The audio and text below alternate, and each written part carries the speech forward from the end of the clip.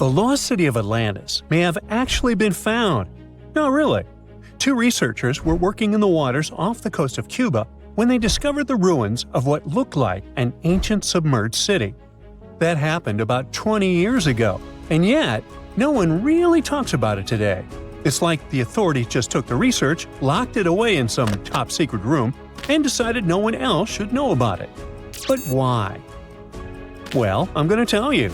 Back in 2001, Paulina Zalitsky, a marine engineer, and her husband, Paul Weinswig, were hired to explore the waters off Cuba's western coast. They had two main objectives: to search for old shipwrecks, possibly hiding treasures like gold and jewels, and to locate valuable oil and natural gas deposits deep underwater. They were using a sonar. Basically, this equipment is like a sound-based radar. It sends out sound waves underwater, and when those waves hit something, like a sunken ship, they bounce back. The system can figure out where and how far the object is just by listening to the echo.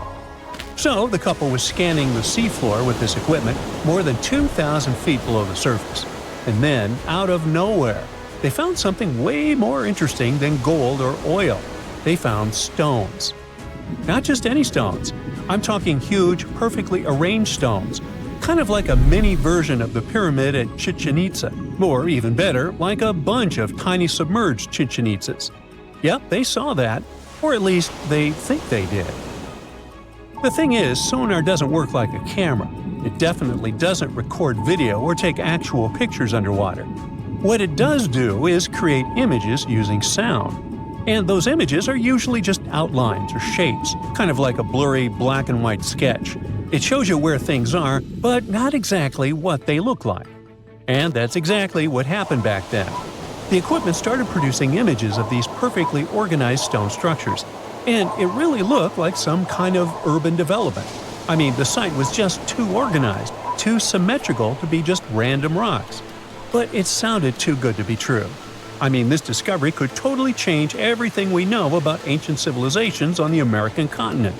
So the scientists decided it would be too irresponsible to announce anything without finding more evidence first. And that's why they decided to go back to that same spot. This time they sent down an underwater remotely operated vehicle to actually see what was going on beneath the sea. See? This robot was basically an underwater cameraman. And yep, it confirmed it. There was definitely something strange down there. It looked like an ancient city made of huge, smooth blocks of granite. These rocks were about 8 feet by 10 feet. Some were in pyramid shapes, others were circular. Some seemed to be deliberately cut and then stacked on top of each other, while others appeared isolated from the rest. Together, they looked like they were forming corridors and outlines of rooms. It was like finding large buildings in the middle of an underwater desert. These images were enough for Zalitsky to seal the deal. Back then, she confirmed that this amazing structure, her words, could have been a large urban center. Again, her words. Then the couple started to speculate. They said that these structures were probably built more than 6,000 years ago, which would make them older than the Great Pyramids of Egypt. It's even older than the famous Maya, the civilization that used to live in the Americas and is known for their ancient and advanced temples. The research also suggested that these structures might belong to a civilization that lived on the American continent thousands of years ago, and that we didn't even know about. This supposed civilization once thrived on a 100-mile land bridge connecting Cuba to Mexico's Yucatan Peninsula. But then, something catastrophic happened. According to their theory, the Earth's faults shifted beneath the surface, leading to a massive earthquake. Then, in the blink of an eye, the entire bridge was destroyed. The land was swallowed up by the sea and ended up at the bottom of the ocean, and this civilization disappeared. Of course, all the connections to the famous Atlantis myth got the media totally hooked on the story. News websites ran headlines like "Lost City of the Caribbean Found" and "Atlantis Found in Cuba." So, could that really be Atlantis? I mean, did they finally find the remains of this supposedly super advanced and lost civilization? Well, it's hard to say. From the start, part of the scientific community wasn't buying into the story too much.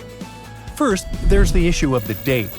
Saying that this civilization existed at this spot at least 6,000 years ago just wasn't very credible. Then some European archaeologists argued that the stones they found using sonar might just be natural limestone, not perfectly sculpted granite. And third, it was too deep. Even with the whole theory of earth faults opening up and swallowing everything, it's still hard to explain how an entire city ended up so deep in the ocean. For comparison, there is Heraklion, a real ancient Egyptian port city that got submerged. Today, it is only about 19 feet underwater. But this so-called Atlantis city is at depths between 2,000 and 2,460 feet. See how that's totally different, right? People think it would have taken around 50,000 years for such stone structures to sink to the depth where they are said to be found. And according to experts, none of the known civilizations from that long ago had the ability to build such structures. But for Zalitsky, yes, it was possible. She still believed in the fault theory to explain how this land ended up at the bottom of the ocean so fast. Big movements of the Earth's tectonic plates are usually followed by things like volcanoes and earthquakes. So, according to her, it's a powerful event, and the island sinking could have happened really quickly. This earthquake theory could also explain why some of the megaliths on the seafloor look organized while others don't. But to really prove any of this, they needed a specially designed robot to go down there again and take samples of the rocks and sediment. That way, they could figure out how old the rocks were and maybe even find signs of human life, like carvings, sculptures, or artifacts. The problem is, drilling into those structures isn't easy. They look like granite, and drilling granite that deep underwater is seriously tough. And more than anything, they needed money to do it, a lot of it. So maybe they just never got the funding. Because even with all that initial hype, no further explorations or studies were ever reported. And that lack of follow-up sparked a lot of speculation. Some people even wondered if the story got shut down on purpose, like maybe the authorities wanted to keep something top secret. As if this underwater city was built by some kind of higher extraterrestrial being, and they just don't want us to find out. But truth be told, the strongest argument for saying, yeah, that is definitely a lost city, is that nature supposedly couldn't have built something so symmetrical. Geologists did try to find natural explanations, or at least similar examples from other parts of the world, but they came up short. Still, just because we haven't found a clear natural explanation doesn't mean there isn't one. Nature can create some pretty wild and unexpected stuff, so honestly, that whole too perfect to be natural angle is kind of a weak argument. What most likely happened is that experts just weren't convinced it was actually a sunken city, and that's probably why no one followed up on their work. Over time, the buzz faded, the story disappeared, and the site slipped back into silence. And without more data, the true nature of those underwater formations off Cuba's coast is still a mystery. Ever since Plato wrote about the allegory of Atlantis, humanity has been fascinated with the possibility of the discovery of a thriving underwater civilization. Fancy joining me on a trip to a few historic underwater sites? Let's see what we can find out about ancient civilizations. The first one on our list is what is being called the underwater Stonehenge. Scientists have recently discovered a mysterious pile of cairns that stretch for miles under the shimmering waters of Lake Constance at the borders of Switzerland, Germany, and Austria. Archaeologists began to explore the site back in 2015, and they haven't been able to understand yet what it was actually used for. What they do know is that there is a 12-mile line of 170 human-made stone cairns under Lake Constance. Scientists say this was most likely the result of a combined work of several villages. The cairn site was probably used for some collective purpose. The formations are huge. Some of them are several dozen feet wide. The most amazing discovery so far is that the site dates back to around 5,500 years ago. Now, what were we humans doing back then? We were living in the prime years of the so-called Stone Age. We were beginning to make artifacts from stone and use them to hunt and eat. Can you imagine what a knife and fork might have looked like back in those days?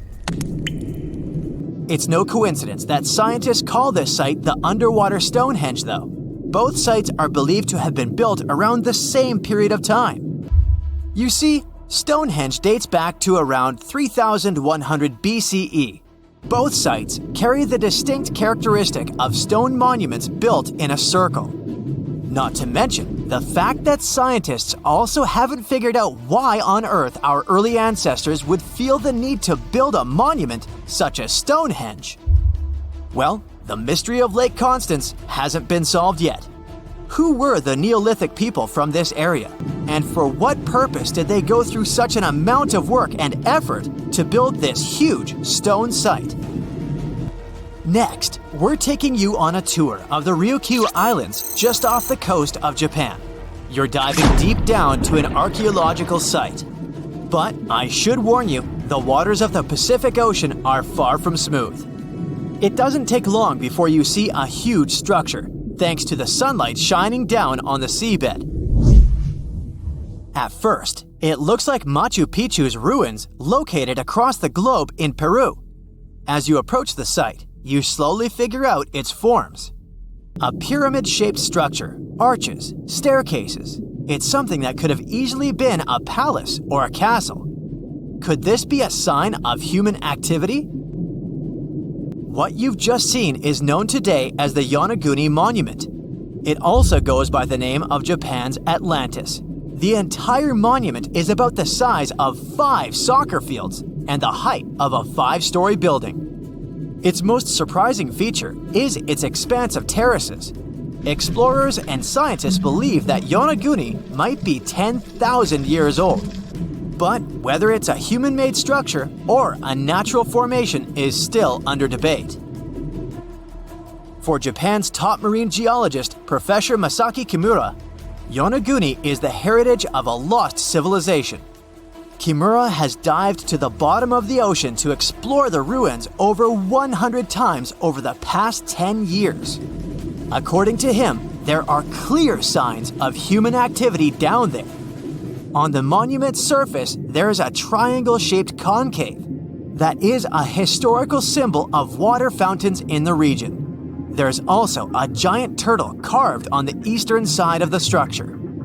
And, according to Kimura, turtles have an important cultural meaning. Several pieces of stone tools have been recovered from the site. Their estimated age is around 10,000 years. However, not all scientists support this theory. For many, Yonaguni is the result of thousands of years of erosion. The fact that the monument is composed of one massive rock leads them to believe it's not human-made. The defined edges and flat surfaces resemble a natural formation in Northern Ireland, known as the Giant's Causeway. The basalt columns look like the ruins of a palace, but they're actually the result of volcanic activity in the region. Now, you're flying to the coast of Greece, 4 hours away from Athens. More specifically, you're in the Peloponnese Peninsula. You dust off an old snorkel and head for a free dive on a bright sunny day. Sometime into the dive, you start noticing patterns on a seabed. 13 feet below the surface, outlines of familiar objects start to appear, one by one. As you continue swimming, what looks like the outline of an entire city emerges in front of your eyes. Are you wondering how water could have taken the whole city? Rocks are perfectly aligned into what appears to be the foundation of a building. This is Pavlopetri, an ancient city you've probably heard about for the first time. It was discovered by Nicholas Fleming, a British oceanographer, when he was on vacation in Greece. He had heard rumors about Pavlopetri's existence and indeed found several artifacts on the seafloor. He went back to the area a year later with the team. They found a site filled with pots, storage vessels, and tools. A kernstone, for instance, is a tool used for grinding grains and turning them into flour. Multiple amphoras indicate that this settlement dates back to the Bronze Age, 5,500 years ago, when people started living in towns. The settlement is believed to have existed for over 2,400 years. Today, Pavlopetri is considered the oldest submerged town ever discovered. And what's impressive is that it wasn't a simple village. It was a vibrant port city with stone buildings, a marketplace, streets, and even squares. The next stop on our voyage is one of today's most famous underwater cities that has been turned into an archaeological park. The city of Port Royal in Jamaica exists only below the surface, but in 1692 it was one of the wealthiest cities in the Western Hemisphere. Port Royal was the center of the British Empire at the time and an important trade city that attracted people from all over the region. It was also home to real-life pirates of the Caribbean. On the morning of June 7, 1692, the people of Port Royal met a different fate than they had probably expected. The city woke up shaking. People were thrown out of their beds by the power of a massive earthquake, ranking 7.5 on a Richter scale. One survivor said he had seen Earth opening up and swallowing the whole town. What he said could be true, as the city was mainly built on sand. The ground swallowed buildings, roads, you name it. Geysers erupted, and finally, waves as big as 10-story buildings hit the city. About 33 acres of the city disappeared under the water. Amazingly, most of its 17th century remains are still in good condition under 40 feet of water. Archaeologists have found taverns, storage rooms, kitchens, and recreational buildings used for diverse purposes.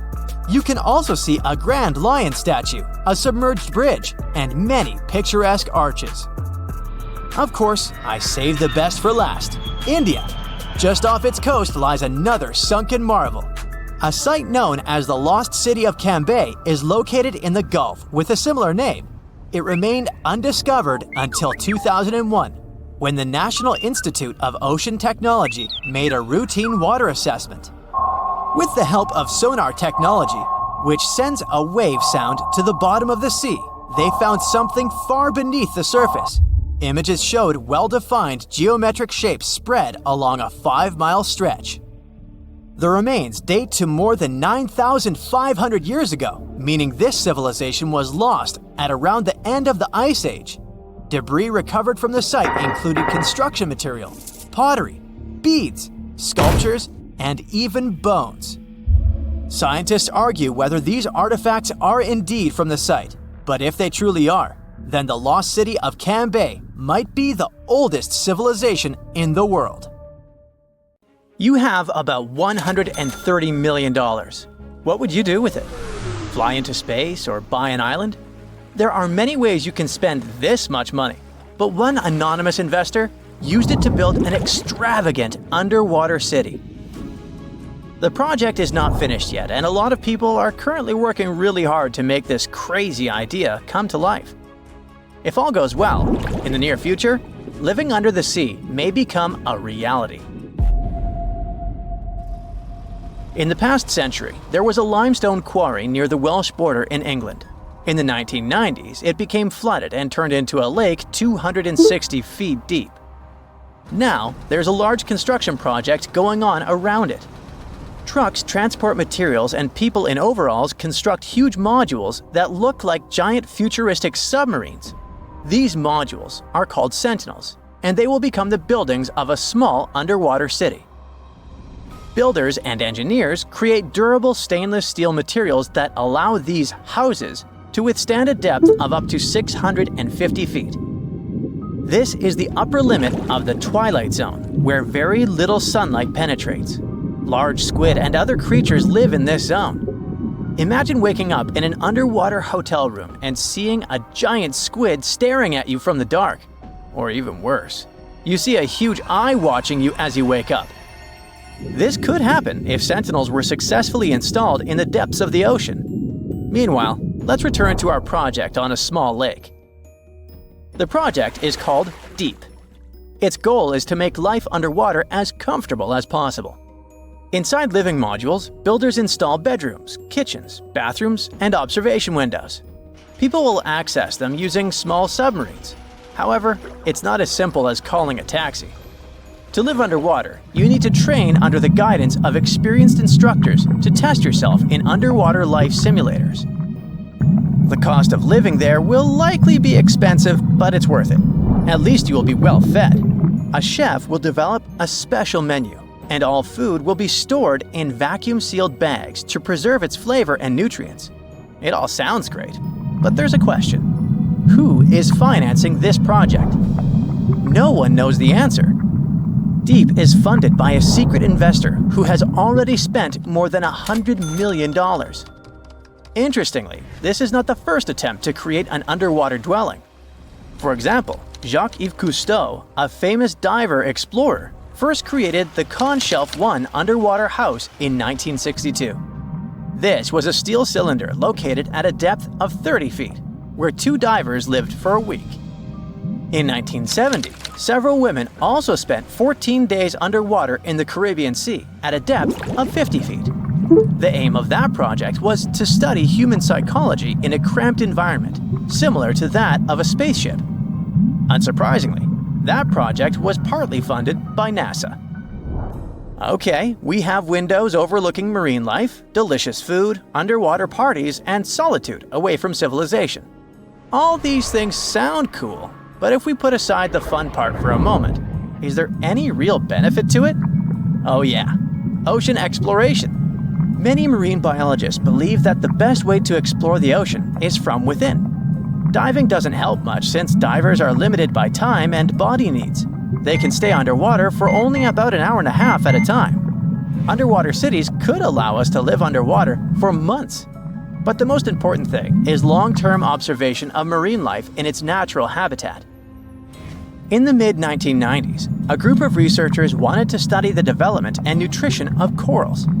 They brought them to the lab for testing and found out that corals reacted differently to tests in artificial environments than in the ocean.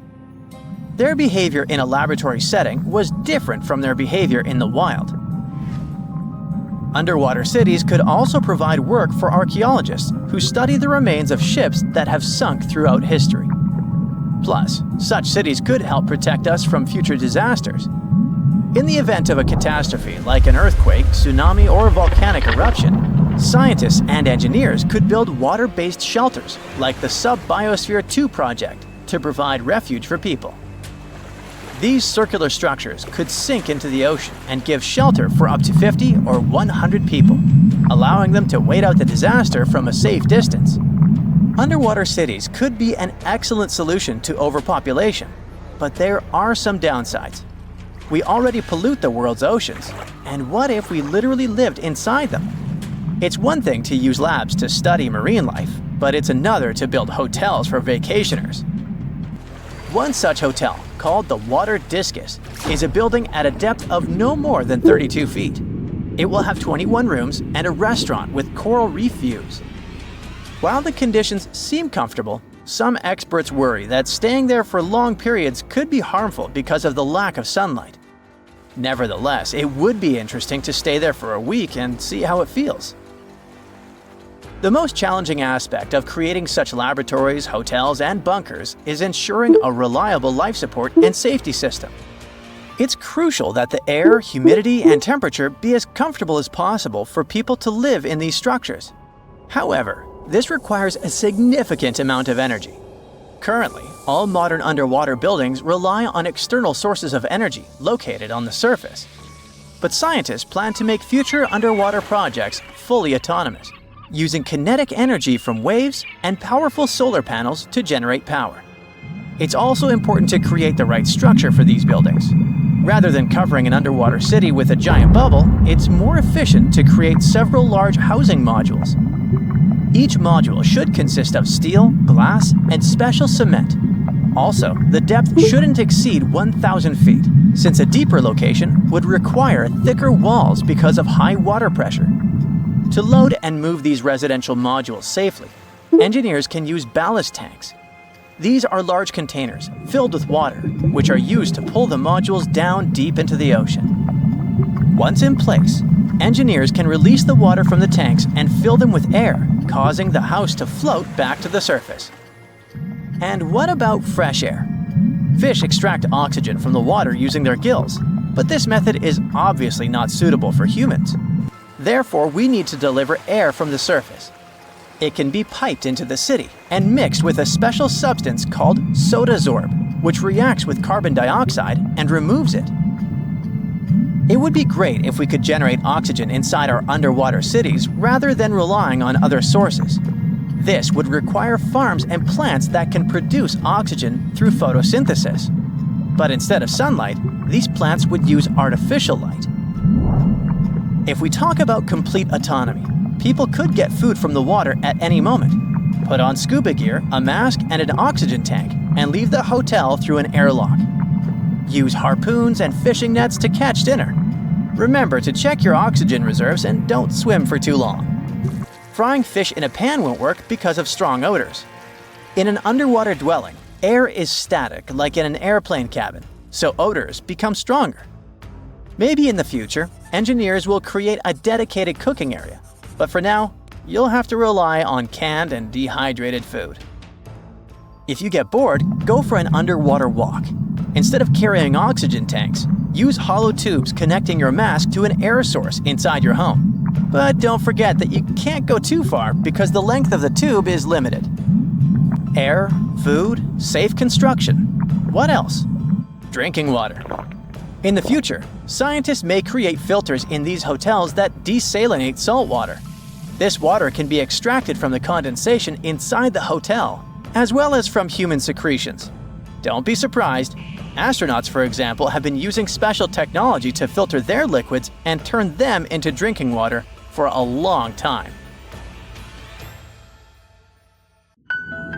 Being afraid of the ocean is a very understandable fear. We have it in our genes. In the past, humans had to avoid certain dangerous situations, like big animals and deep bodies of water, in order to survive. Plus, we've only explored 5% of the oceans, so we never know what we can stumble upon there. In regular conditions, GoPro is just a camera.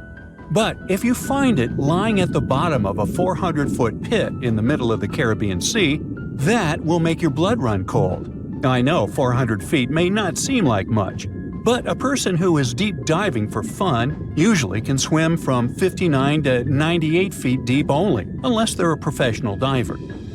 But say you made it to that pit and retrieved that GoPro. That would have still been fatal to you. In this specific hole where the camera was found, there would be a layer of hydrogen sulfide, a very dangerous and foul-smelling gas, at the mark of 300 feet. The gadget was 100 feet lower, alongside its owners, two long-lost explorers. To this day, very few people manage to dive this deep and go back unscraped.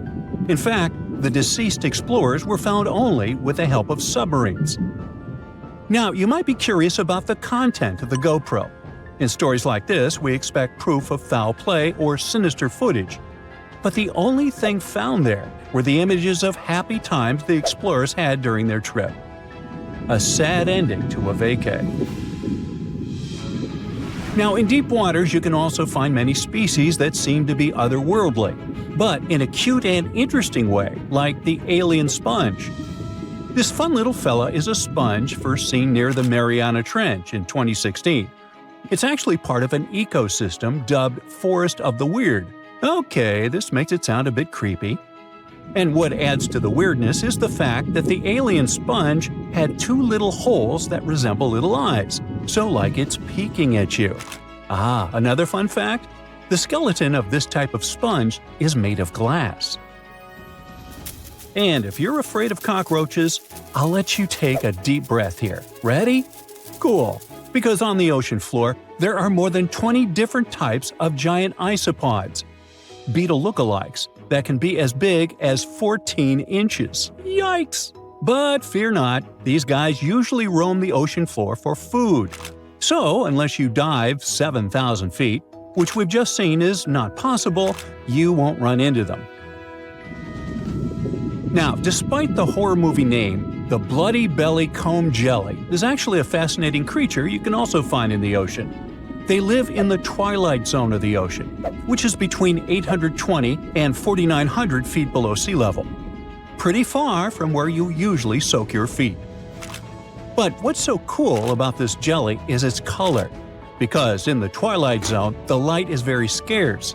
Many animals either emit a faint glow, like the anglerfish, or create a camouflage. The jelly here is blood red because, in the pitch-black darkness of the ocean, other animals won't see a digesting, colorful, bioluminescent prey inside its stomach. Besides, the jelly has a row of combs that spark a very beautiful iridescent light. Beautiful and lethal. Humans also have their fair share of contribution to the weird fest that is the ocean floor. Depending on where you swim, you might just find parts of rocket engines used during the Apollo program.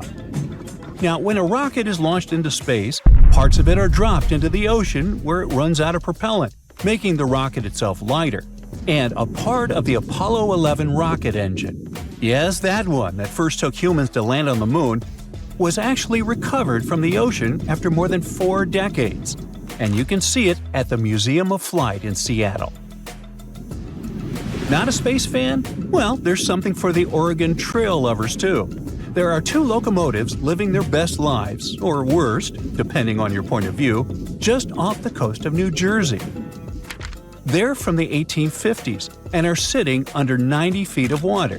They probably fell off of a transportation ship during a rough storm, or were intentionally pushed over the barge so that the ship didn't sink. Most of these things can only be seen while diving, but worry not. Even if you have a lingering fear of the deep ocean, you can still find weird things by simply walking on the beach. Look at these bizarre Garfield landline phones washed away in Brittany, France. The French have been having bizarre encounters with the sarcastic orange cat since the 80s, and it took about 30 years for French farmer René Morvan to come forward with a simple explanation. A shipping container with Garfield merchandise got stranded in the sea, only to find its final resting place in a sea cave. We bet Brittany locals are still haunted by the creepy smile of that landline phone. And just like a storm uncovered the Garfield secret stash, it also moved a few ships that sank more than 600 years ago. But this is not a simple Titanic story.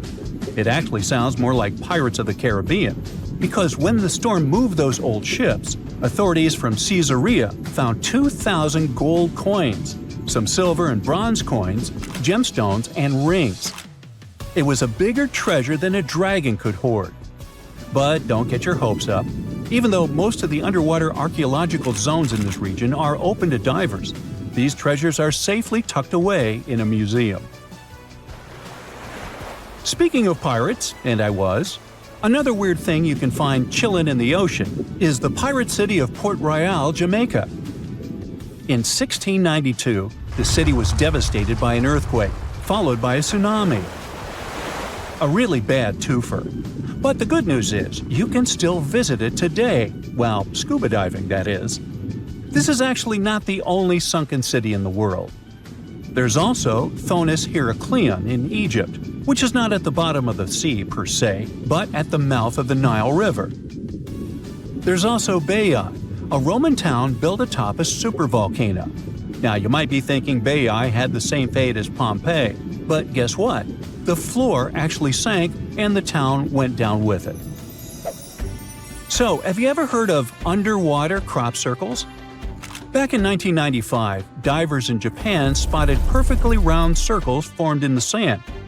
They were 6 feet in diameter and looked like those crop circles from sci-fi movies. Scientists simply couldn't figure out what or who did it until they caught the culprit red-handed. A tiny male pufferfish, only 4 inches long. This little guy uses its body and fins to draw circles and squiggles and decorates his creation with seashells and corals. It takes the fish about a week to do so. All this hard work is part of a mating ritual, and if a female pufferfish likes the art, she will lay her eggs there, right in the center. The circular design of the underwater crop circle actually channels fresh water to the middle of the circle, the ideal scenario for the eggs to develop. And guess what? After she lays the eggs, the female pufferfish leaves, and it's the male that tends the eggs. But just in case fishes are not your thing, We can also offer you a cargo of rubber duckies, turtles, beavers, and frogs.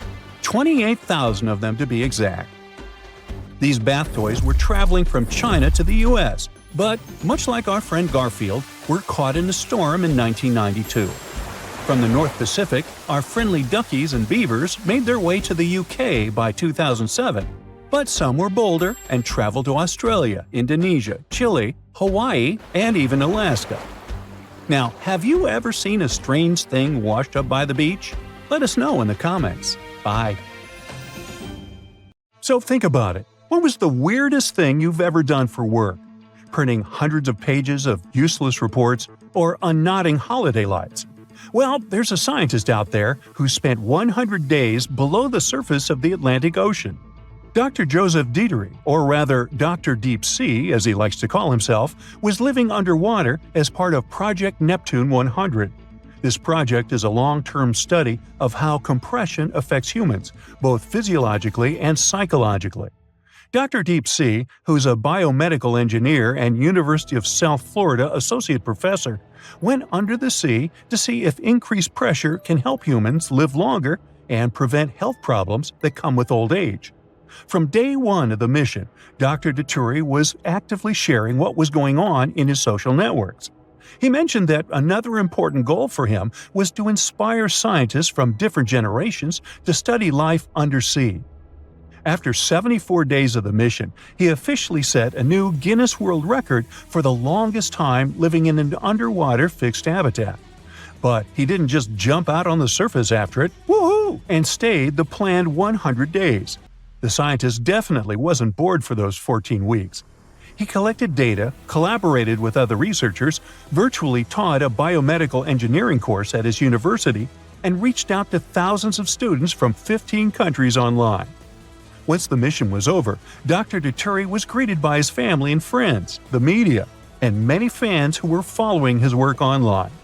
Dr. Deep Sea is now 55 years old, and he claims that living underwater has really made him feel 10 years younger. The doctors who greeted him and the results of the tests they have so far prove the de-aging effect. Our hero has some improvement in his sleep and metabolism. He also noted that his body had shrunk a half an inch. Wow, 2,300 more days and he'd be a foot shorter. Maybe. Probably not. If you want to try a light version of what Dr. Deep Sea has gone through, you have two options. The first option is hyperbaric oxygen therapy. You go inside a special chamber where the air pressure is higher than normal. It helps more oxygen get inside your lungs. It has a healing effect on your body. Too much oxygen can be a bad thing, though, so these chambers must follow strict regulations.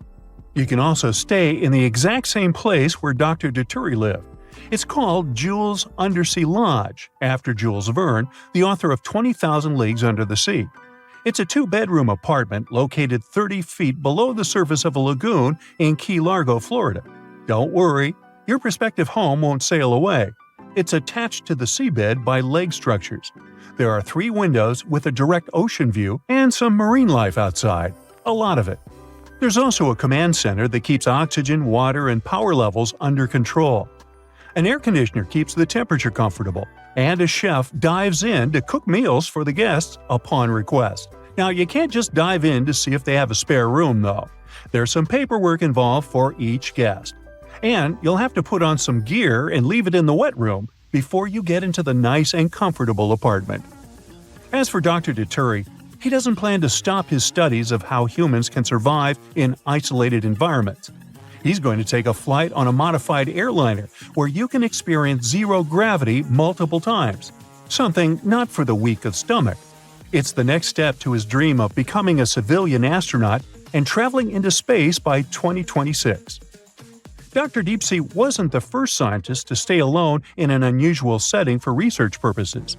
Italian sociologist Maurizio Montalbini had spent a total of 2 years and 8 months in caves to see how the human mind and body would cope with complete isolation. He started his experiments in the 1980s. At the end of 1986, he entered a cave in the Apennine Mountains near Ancona in Italy.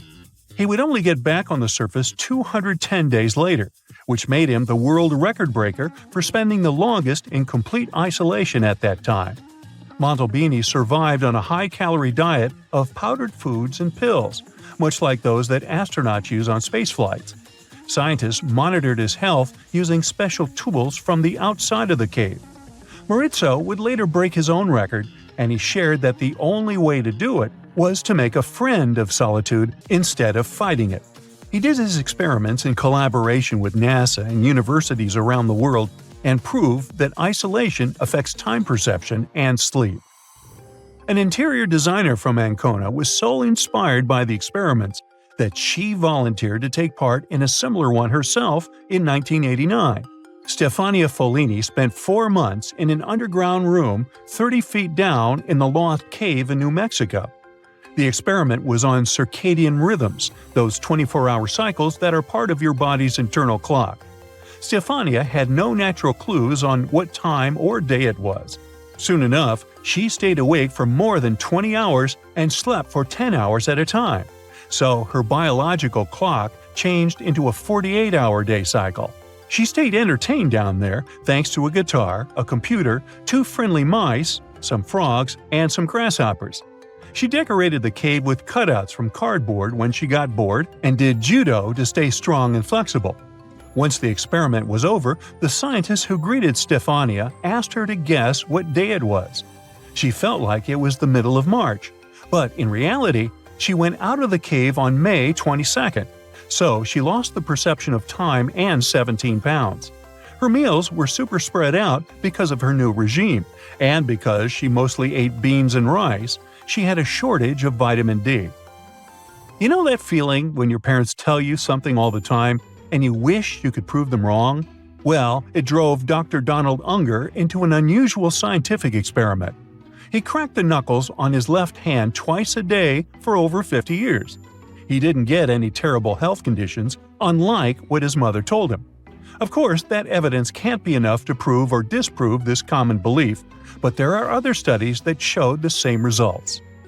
Regine Gries, a biologist from British Columbia, Canada, decided to ignore the wisdom we all know: sleep tight, don't let the bedbugs bite, and let bedbugs bite her, around 180,000 times, all for science. She did it to test and find the most effective compounds to attract and trap bedbugs.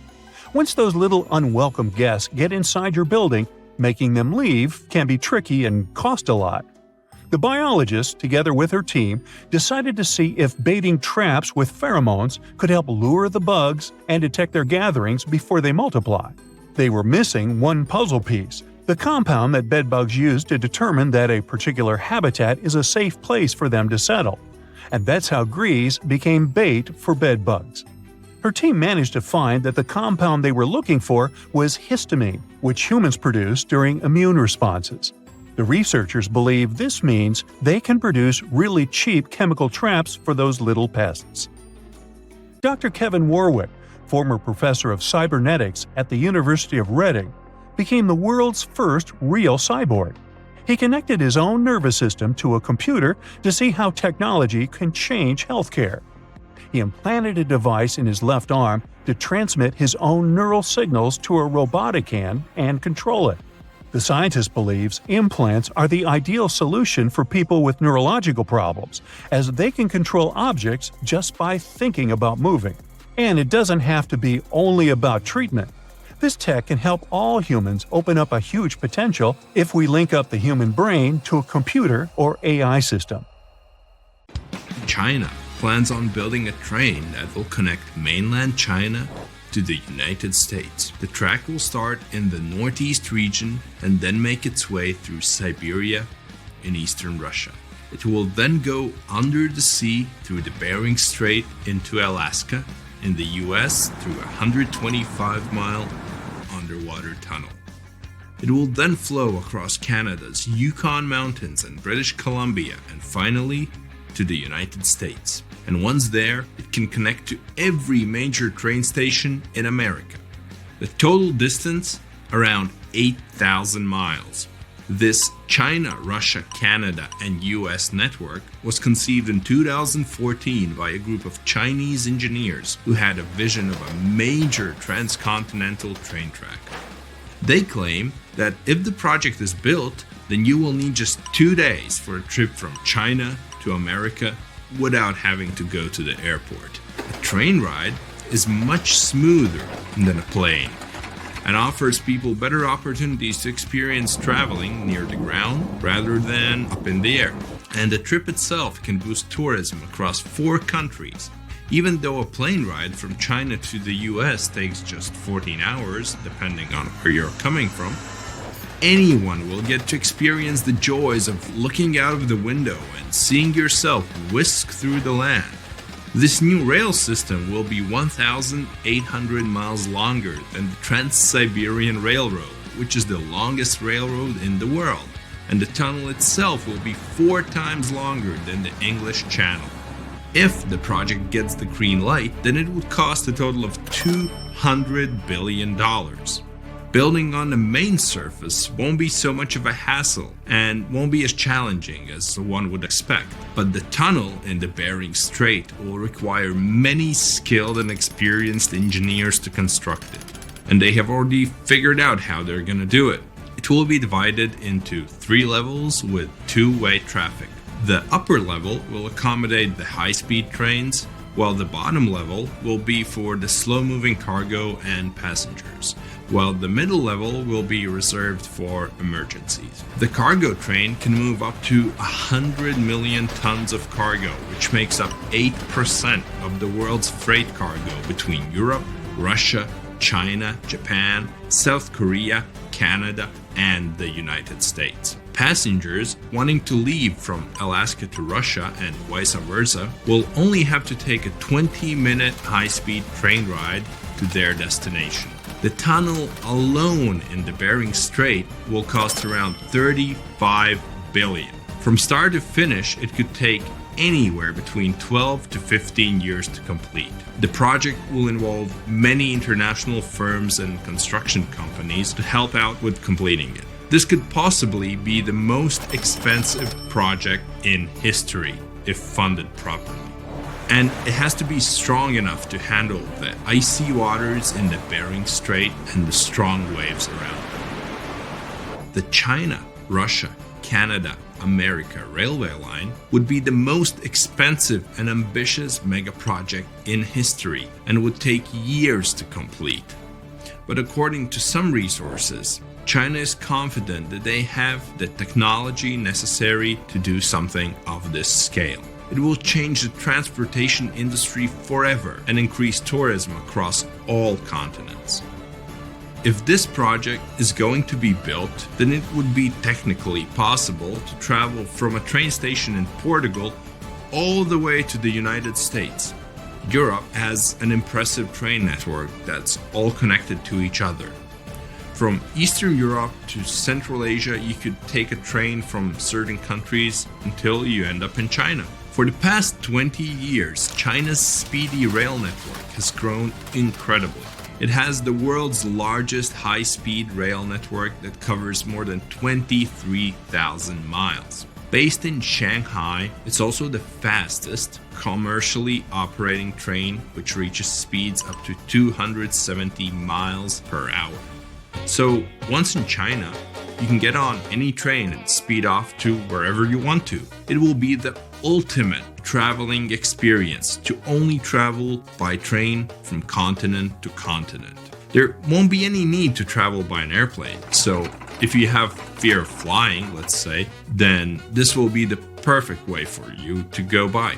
But building train tunnels underwater isn't easy. The best engineers have to figure out all the risks beforehand. The Channel Tunnel, for example, is an underwater train that takes you from London to Paris in just 2.5 hours at cruising speed. The train is highly equipped with the most advanced technology in the market to ensure comfortable travel. If you have any work to do, then you can just pop open your laptop and connect to the Wi-Fi. Want to take a break? Just head to the cafe for a quick drink and enjoy the lounge feel and the great beverages. And if you feel like watching a movie or catching up on your favorite TV series, then the train offers that too. You won't feel the time pass since you can just relax in luxurious leather seats in business premier class. train travels at around 186 miles per hour and is considered to be the world's longest underwater tunnel, considering that most of it is submerged. The tunnel itself is 31 miles long and costs $6.3 billion. It began construction in 1988 and was completed 6 years later in 1994. It was considered to be one of the 7 wonders of the modern world, in line with the Empire State Building in New York, or the Panama Canal, or the San Francisco's Golden Gate Bridge. And just like the China to US Dream project, this tunnel also has 3 tracks, 2 used for trains and a smaller one for emergencies. Each shuttle is 2.5 thousand feet long and needed 13,000 employees to construct it. Even though many people got to visit the City of Love in Paris and the multicultural hub of Europe in London, the channel is also used for import and export. According to some reports, 26% of traded goods travel between the UK and the rest of Europe each year using the tunnel. China approved the first underwater speed train from the port of Ningbo near Shanghai to Zhoushan, which is a group of islands on the east coast of China. The brand new railway will stretch for around 50 miles, with a decent part of it built underwater. What makes it cooler is that the train will rely on a magnetic track where the train cabins will float in the air on the tracks and speed away. If this project becomes a reality, then it will most likely feel like riding in a royal carriage. You can book cabins and rooms with multiple bedrooms and accommodations. You'd be treated like a guest of honor at any ceremony. Constant entertainment and food are yours all day long. Ticket prices may vary, but still be expensive, so not everyone could afford it. There's high-speed Wi-Fi, of course, in all areas, with some of the best seats in the world. It will be possible to live in Europe and work in Asia without flying. Even living in Russia and working in Alaska can be a reality. And if you were in the US, you can also remain on the ground and still get to London via the network. And once you reach Europe, you'd have to take the train to Paris and then the channel to London. But there hasn't been any news on the project so far. It hit an economic wall and is still in the conceptualizing stages. Many critics didn't hold back on how this project could not revolutionize the transportation industry, but might instead sink it into more depth. They claim that cargo ships and flights are just as good and a lot cheaper, so there's no need to put such large amounts of money for something that maybe only a handful of people can use. Moving cargo through trains won't necessarily be as fast as planes or ships. If this train network replaces shipping and flights, then many people who work in aviation would have to change jobs and move on to trains. Of course, something like this wouldn't happen overnight and would probably take decades. This project might even open doors for countries in Asia and Africa to build mega network speed trains all connected to each other. You might one day travel by train from South Africa all the way to the United States, passing through Africa, the Middle East, Central Asia, China, Russia, and eventually the US. And if the train network expands even more, it can reach all over South America, which would make your trip even longer. It could reach every continent in the world except Antarctica. Imagine a worldwide railway network of high-speed trains connected to every station on Earth. From thousands of dollars worth of treasure to brand new phones and ancient cities, let's dive into the water and see what we can find. Imagine going to the river to enjoy a boat ride. Who wouldn't want to take a couple of pics to make the memories of this trip last forever? Oops, the water split. Luckily, you've taken precautions and put your gadget in a waterproof bag. But what if you drop your phone to the bottom of the lake along with this case? This is what happened to some people. A scuba diver and a YouTuber dived into a river popular with tourists and lost some of their gear worth $20,000, including new iPhones and some jewelry. Oops. You might be familiar with the image of a car getting pulled out of the water, either from the movies or TV news.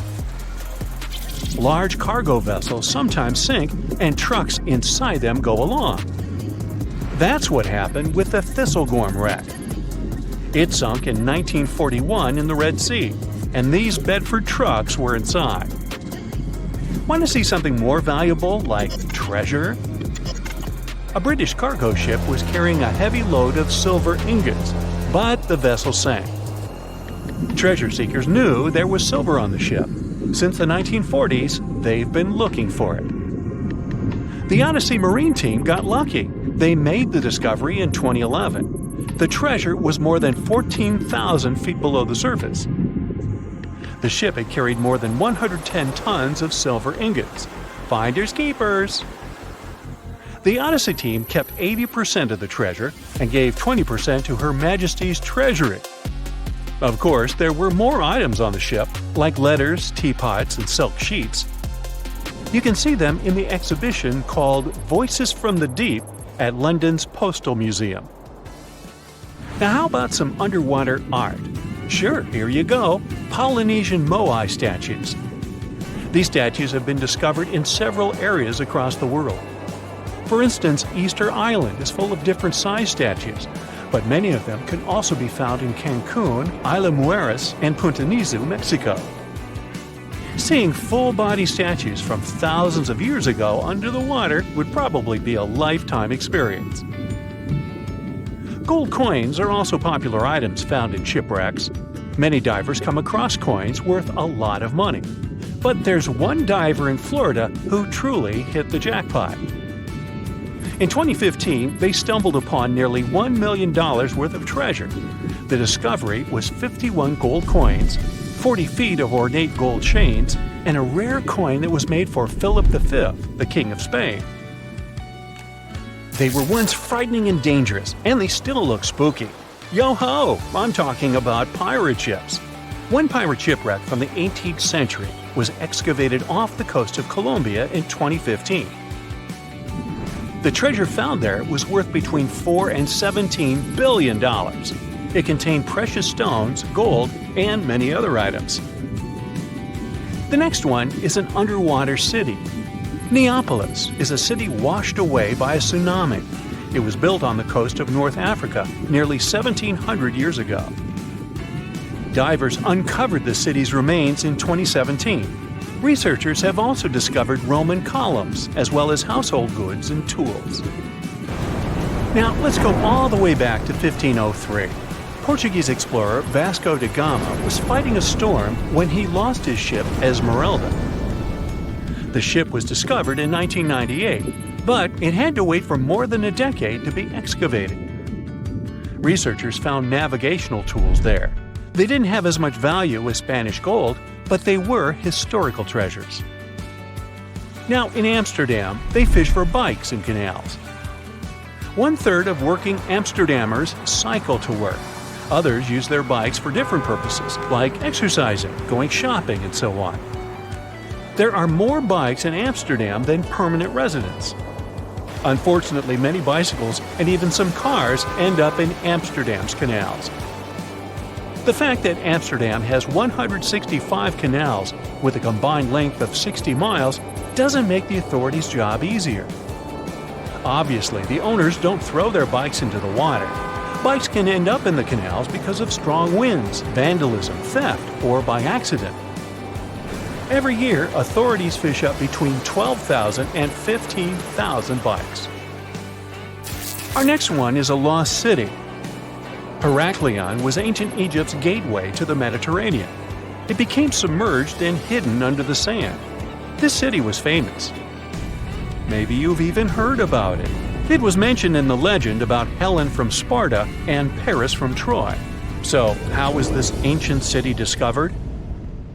In the early 2000s, a team of divers found a huge fragment of rock on the seabed and took it up to dry land. It turned out that it was a piece of the statue of Hapi, who was the lord of the river of ancient Egyptians. The team continued searching and found 6 other pieces.